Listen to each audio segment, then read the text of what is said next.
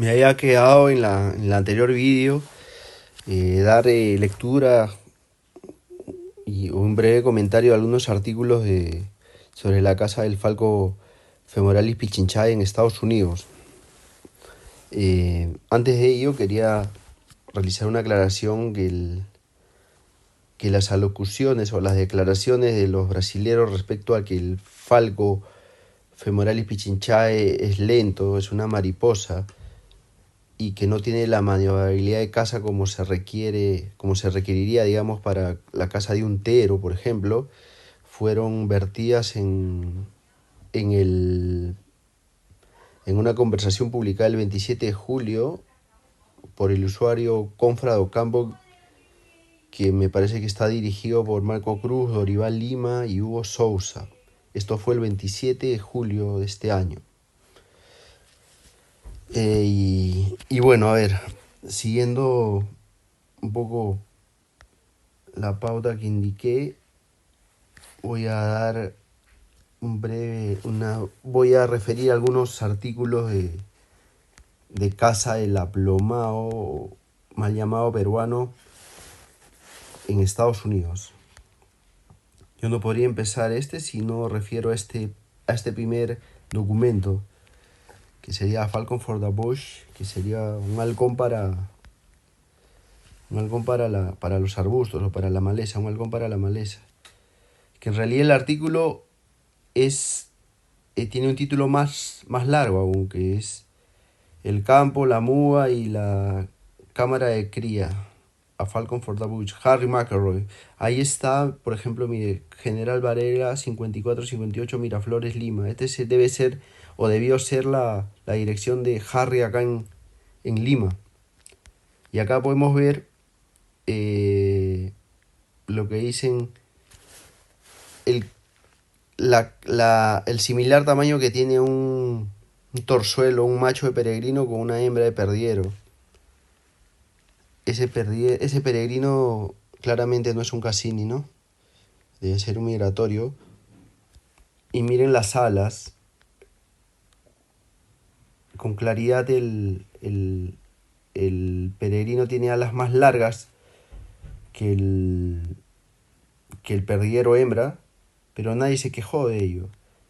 Los brasileros, o en todo caso los disertantes en el post en comentario, hacen foco a la larguedad de la sala de perdiero, pero como un menoscabo, cuando en realidad es una virtud, me parece.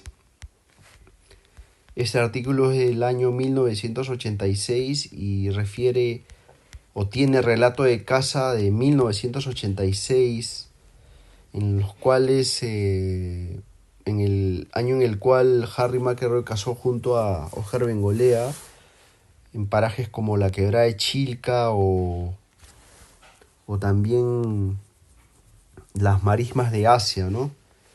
Cazaban chiscos, que son monkey birds, croaking doves, que vendría a ser la tórtola peruana, ya no me acuerdo el nombre científico, Columbina cruciana, claro, porque acá en Brasil hay dos, talpacote y picuy. En realidad hay más, pero las que se podrían cazar o las que se podría obtener en cetrería en Brasil son dos, talpacote y picuy. Este es el primer artículo. Miren lo pronunciado que tiene las alas el perdiero macho comparado con un halcón realmente de mayor velocidad que un perdiguero que es un peregrino, ¿no? Eso debería ser considerado una virtud y no una objeción. Ese fue el primer artículo que escribió Harry McElroy sobre el perdiguero. Este, por ejemplo, es del año 1990, publicado en el Journal de la NAFA, y podría malamente traducir como el accipiter infatigable y la codorniz del sur o codorniz sureña. En Perú en Lima más la conocen como este artículo como el accipiter incansable y la codorniz del sur.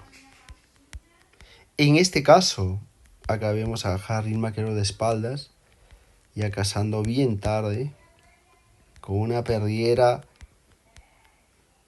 ¿ves? Late evening flying of the aplomado. Acá acá podemos dar una primera, digamos, marcar un primer punto sobre nuestra objeción de la presunta deficiencia en caza en cetrería por parte del perdiguero Pichinchae. Que en el caso de este artículo se trata de una hembra de nombre Zapata, le puso ese nombre Harry McElroy a una hembra, probablemente de la subespecie septentrionalis, porque fue capturada en México. Ahí dice early passage, o sea, es una pasajera temprana, ¿no? Esos halcones muy tiernos que recién están volando, o recién están haciendo sus excursiones de caza. Bueno, se trató de ese tipo de una hembra de esta, que acá dice, por ejemplo, que es más pequeña que el aplomado de Sudamérica, que vuelan en 320 gramos. 320 gramos diría, es un peso estándar, ¿no? Porque un perdiguero hembra, yo los he volado hasta en 360, me parece. Y hay cetreros que dicen que los han volado hasta mucho más altos que esos. Entonces yo decía que este artículo ya nos puede dar un primer punto, que es el siguiente, perdón. Que todos los perdigueros, indistintamente de la subespecie, tienen aptitudes para cetrería. Son aptos. Son, como digo, son permeables. Es factible la caza en cetrería de ellos. Porque los brasileros cazan con el femoralis y no tienen objeción en ello. Lo cazan y los cazan bien. Igual los peruanos, nosotros. Igual los chilenos con los pichinchae. Igual los argentinos con el femoralis, que es un poco más grande que el femoralis de Brasil, digamos. Pero entonces, todos los perdigueros, indistintamente de la subespecie, tienen aptitudes de caza permeables para la cetrería. Ningún cetrero hasta ahora puso objeción en las alas más largas del pichinchae o la falta de maniobrabilidad del perdiguero, digamos, de origen peruano. A ver, voy a referir un último artículo.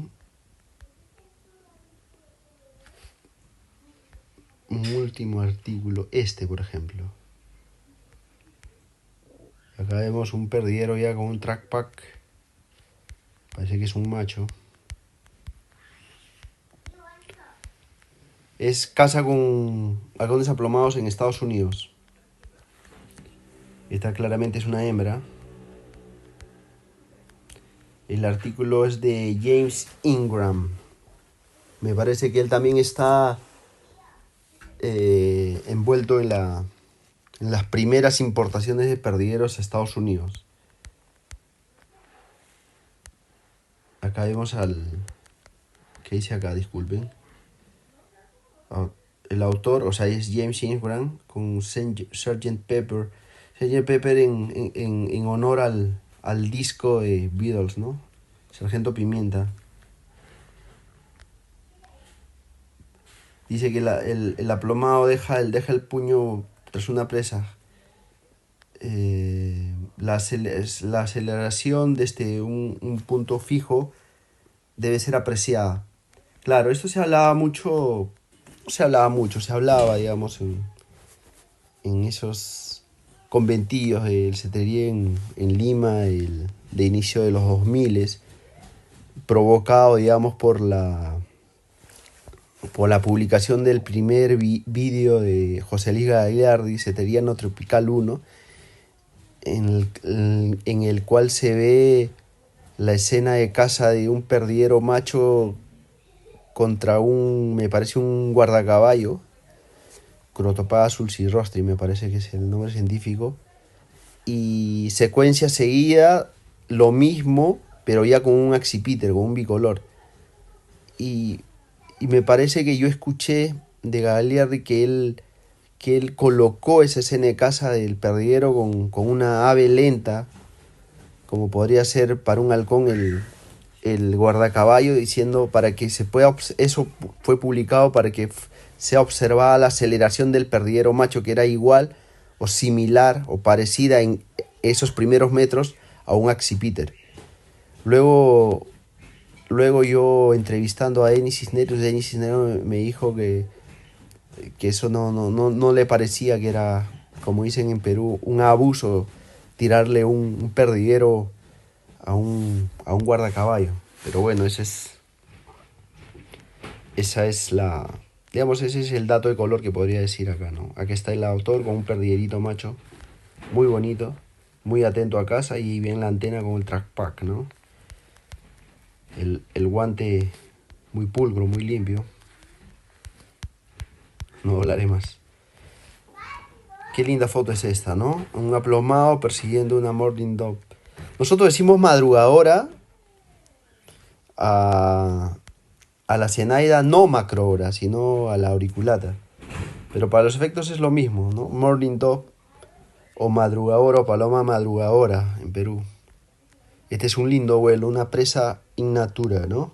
Del halcón, que no precisa el auxilio ni el remate del cetrero para capturarla ni para terminar la vida con la presa, digamos, ¿no? De eso comentaré un poco brevemente luego. ¿Qué dice acá? Disculpen. El sargento Pimienta, que es el macho con un vuelo al puño sobre una corniz Bob White. Lindo. O debió ser lindo ese lance, ¿no? Bueno, entonces, ¿qué yo podría decir ya para ir cerrando un poco este tema? Que las 3 subespecies de perdigueros tienen aptitudes para caza en cetrería.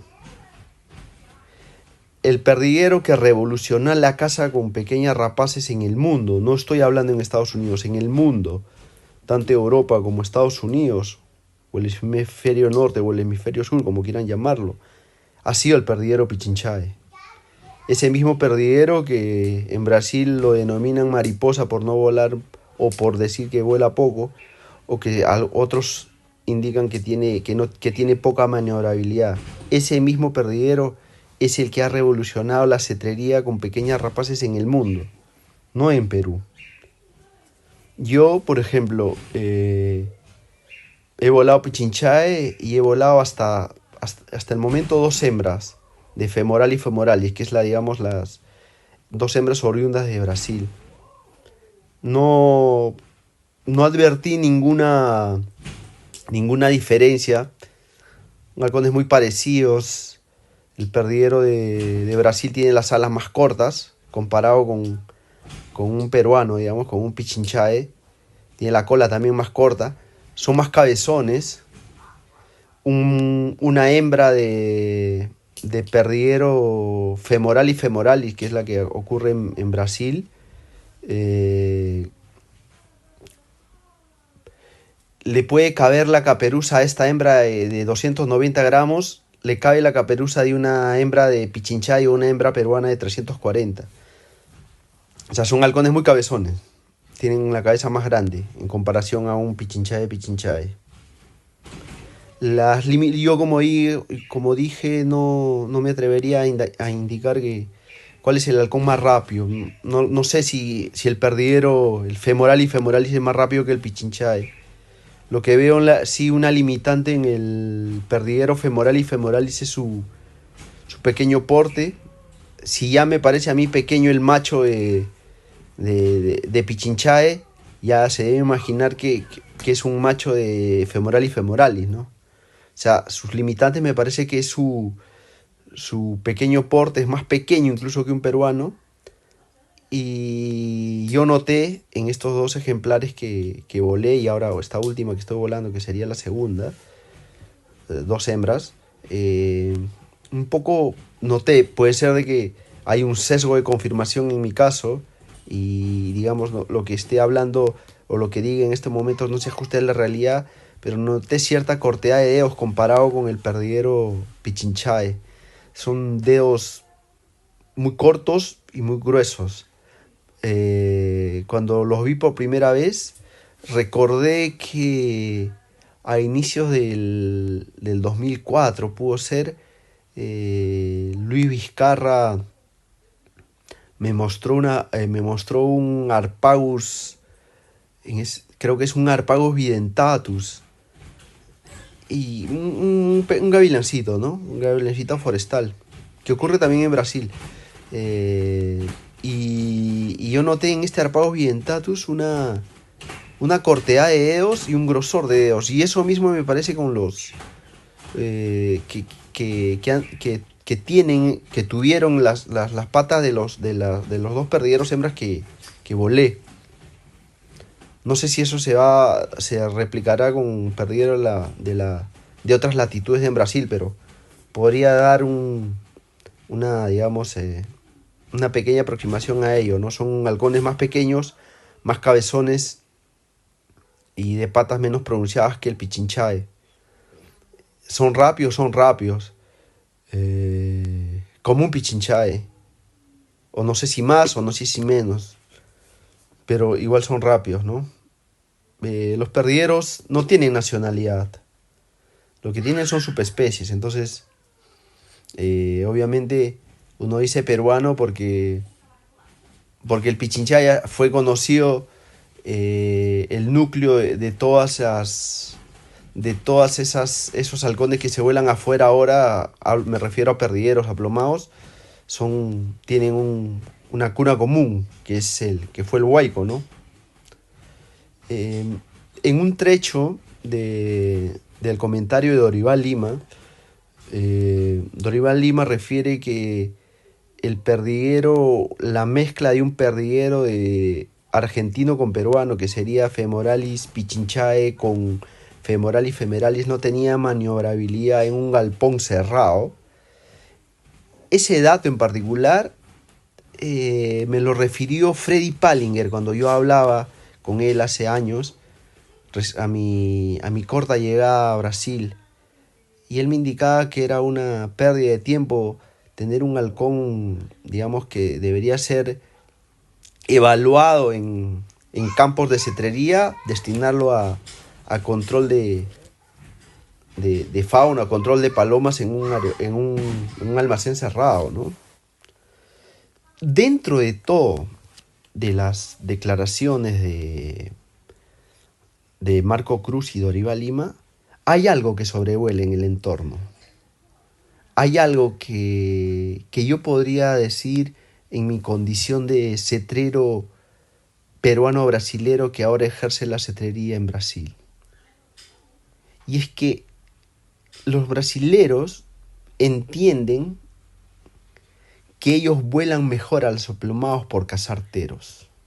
Ellos no lo dicen, pero yo sé que esa idea yace digamos, en el imaginario colectivo de la cetrería en Brasil.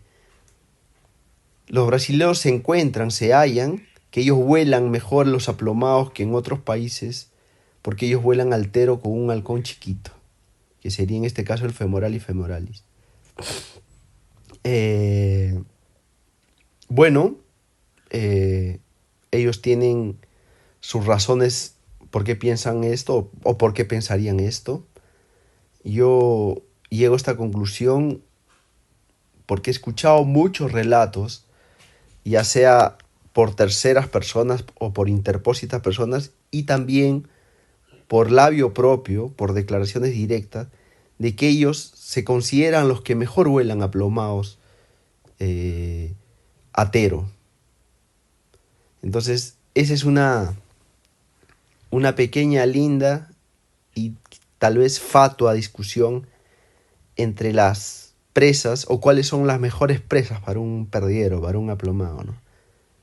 Yo traté de bifurcar siempre no, es un concepto que he elaborado los últimos, no sé, 5 años, 6 años, de los perdigueros y en realidad de todos los halcones, de peregrino para abajo, digamos, de lo que son presiones y presas in natura. Cuando yo me refiero a presión, me estoy refiriendo a una presa que capture el halcón que geométricamente es más grande que el halcón. Y el tero es un caso de ellos.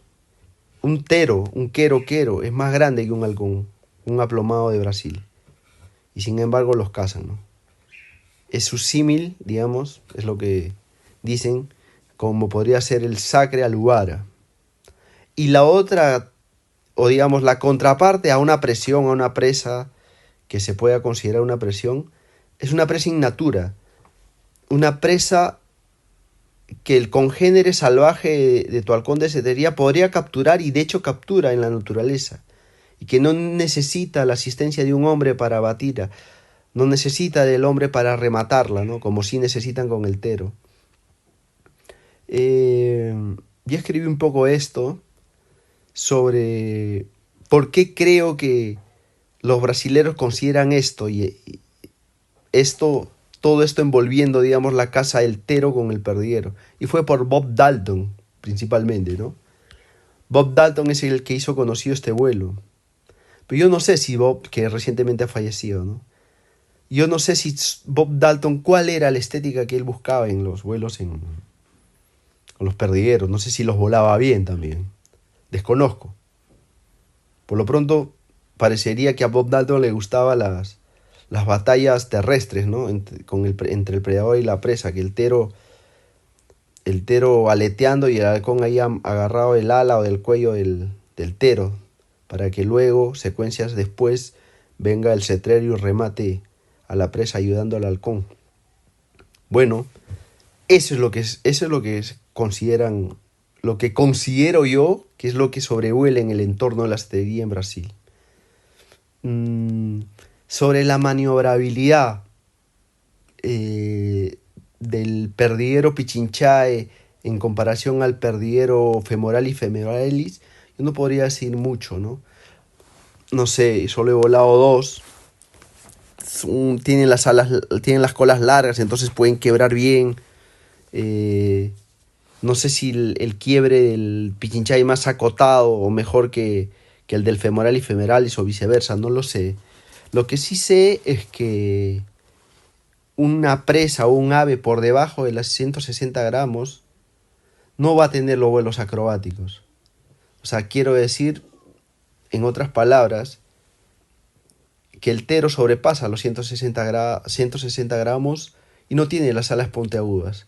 Entonces, cuanto más grande sea la presa, menos acrobáticas serán sus piruetas, digamos, o sus estratagemas de evasiva para los ataques de los halcones. Entonces, hablar de la maniobrabilidad de un halcón altero, cuanto menos es debatible.